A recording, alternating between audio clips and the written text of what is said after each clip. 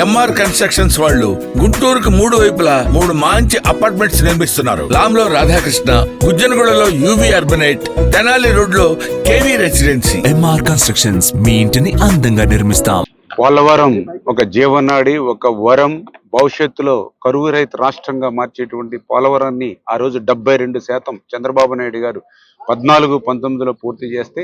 మరి తర్వాత వచ్చినటువంటి జగన్మోహన్ రెడ్డి మరి ఆ పోలవరాన్ని ఏ రకంగా విధ్వంసం చేశాడో మనందరం కూడా చూసినటువంటి పరిస్థితి.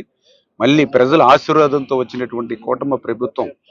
ముఖ్యమంత్రిగా ప్రమాణ స్వీకారం చేసినటువంటి మొదటి 5 రోజుల్లోనే చంద్రబాబు నాయుడు గారు పోలవరానికి క్షేత్రస్థాయి పర్యటనకి రావడమే కాకుండా ఫస్ట్ విజిట్ పోలవరం పెట్టుకున్నారని అంటే పోలవరానికి చంద్రబాబు నాయుడు గారు ఇస్తున్నటువంటి ప్రాధాన్యత ఏంటనేది మనందరికీ అర్థమవుతున్నటువంటి పరిస్థితి. అంతేకాకుండా ఆయన పోలవరం మీద ప్రతి 15 రోజులకి 20 రోజులకి డిపార్ట్మెంట్గా మాతో పాటు కూడా రివ్యూ చేసి మొన్న 2వసారి కూడా పోలవరం క్షేత్రస్థాయి పర్యటనకు వచ్చి ఒక షెడ్యూల్ని, అంటే డయాఫ్రామ్ వాల్ని ఎప్పుడు ప్రారంభిస్తాం, ఎప్పుడు పూర్తి చేస్తాం, ఎర్త్కమ్ రాక్ఫీల్ డ్యాము మెయిన్ డ్యామ్ ఎప్పుడు ప్రారంభిస్తాం, ఎప్పుడు పూర్తి చేస్తాం, ఇట్లా ఒక షెడ్యూల్ని కూడా మీ అందరి సమక్షంలోనే ఈ పోలవరంలోనే అనౌన్స్ చేసినటువంటి పరిస్థితి ఉంది. ఇప్పుడు మళ్ళీ 3వసారి అంటే ఈ కూటమి ప్రభుత్వ అధికారం వచ్చిన తర్వాత మళ్ళీ ఈ రోజు వచ్చి ఇచ్చినటువంటి షెడ్యూల్ ప్రకారం ఆ వర్క్స్ ఎంతవరకు జరుగుతున్నాయనే దాని మీద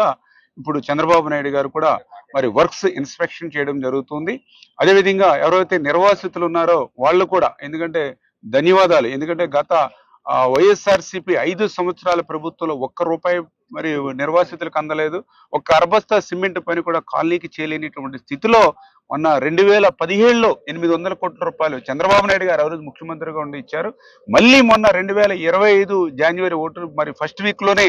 మళ్ళీ 830 కోట్ల రూపాయలు చంద్రబాబు నాయుడు గారు ముఖ్యమంత్రిగా ఉండగా, అంటే నిర్వాసితులకు అందినటువంటి సాయం ఆ రోజు చంద్రబాబు నాయుడు గారే, ఈ రోజు చంద్రబాబు నాయుడు గారే, మధ్యలో ఉన్నటువంటి జగన్మోహన్ రెడ్డి 5 సంవత్సరాల్లో మరి ఇచ్చింది 0 అనేటువంటి భావంతో ఇవాళ నిర్వాసితులు కూడా మరి చంద్రబాబు నాయుడు గారిని కలిసి కృతజ్ఞతలు కూడా చెప్పబోతూ ఉన్నారు. మరి చాలా క్లియర్ గా ఈ రోజు ఆ యొక్క నిర్వాసితులతోటి మాట్లాడిన అనంతరం ఏదైతే ఈ యొక్క పోలవరానికి సంబంధించి మరి ఫస్ట్ పాయింట్ గా బట్రస్ డ్యామ్ ఏదైతే ఉందో, అంటే అప్పర్ కాపర్ డ్యామ్ ని స్ట్రెంగ్తన్ చేయడం కోసం, ఎందుకంటే ఇప్పటికే సీపేజ్ అవుతుంది upper coffer dam,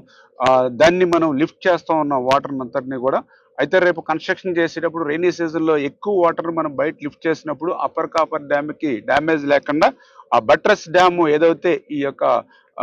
international experts కానీ సిడబ్ల్యూసి కానీ ఎవరైతే ఇచ్చారో దాని ప్రకారం ఈ బట్రస్ డ్యామ్ పనులు కూడా మరి ఏదైతే ఆల్రెడీ జరుగుతూ ఉన్నాయి. 7,50,000 క్యూబిక్ మీటర్లు బట్రస్ డ్యామ్ చేయవలసి ఉండగా మరి మొన్ననే 1 వీక్ బ్యాక్ ప్రారంభించి 20,000 క్యూబిక్ మీటర్లు చేశారు. రిమైనింగ్ బ్యాలెన్స్ కూడా ఈ మే 30వ తారీఖున కంప్లీట్ చేయాలనేటువంటిది ఏదైతే ఉందో అది ఆ పాయింట్ నోటి ఆయన పరిశీలిస్తారు. అదేవిధంగా ద సెకండ్ పాయింట్ గా ఏదైతే గ్యాప్ 1లో, అంటే రేపు ఈసీఆర్ఎఫ్ డ్యామ్ ఏదైతే మనం ఏప్రిల్లో ప్రారంభించాలని గ్యాప్ 1లో ఏదైతే అనుకుంటున్నామో అవన్నీ కూడా ఈ మంత్ ఎండింగ్ డిజైన్స్ తీసుకుని ఏప్రిల్ ఫస్ట్ వీక్ లో ఆ గ్యాప్ 1 దగ్గర కూడా ఈసీఆర్ఎఫ్ డ్యామ్ ఏదైతే స్టార్ట్ చేయాలని అనుకుంటున్నారో ఆ పనులు కూడా ఈ రోజు చంద్రబాబు నాయుడు గారు పరిశీలించడం జరుగుతుంది. అదేవిధంగా 3వదిగా ఏదైతే డయాఫ్రమ్ వాల్, అంటే ఏదైతే 1396 మీటర్ల డయాఫ్రమ్ వాల్ ఏదైతే ఉందో మరి అది ఇప్పటికి 158 మీటర్లు ఈ రోజుకి కంప్లీట్ అయినటువంటి పరిస్థితి. ఇప్పటి వరకు మన జనవరి 18న మనం స్టార్ట్ చేసుకుని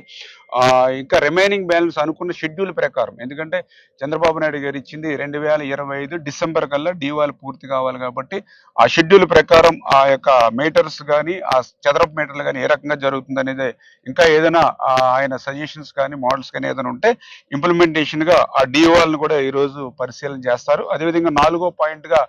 ఏదైతే గ్యాప్ 2 ఏదైతే ఉందో అక్కడ కూడా ఈసీఆర్ఎఫ్ డ్యామ్, అంటే డయాఫ్రామ్ వాల్ పూర్తయిన తర్వాత ఈసీఆర్ఎఫ్ డ్యామ్ నిర్మాణం చేస్తే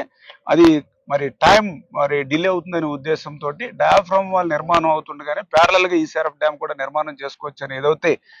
ఇంటర్నేషనల్ ఎక్స్పర్ట్స్ కానీ సిడబ్ల్యూసి కానీ ఇచ్చారో దాని ప్రకారం ఆ గ్యాప్ 2లో కూడా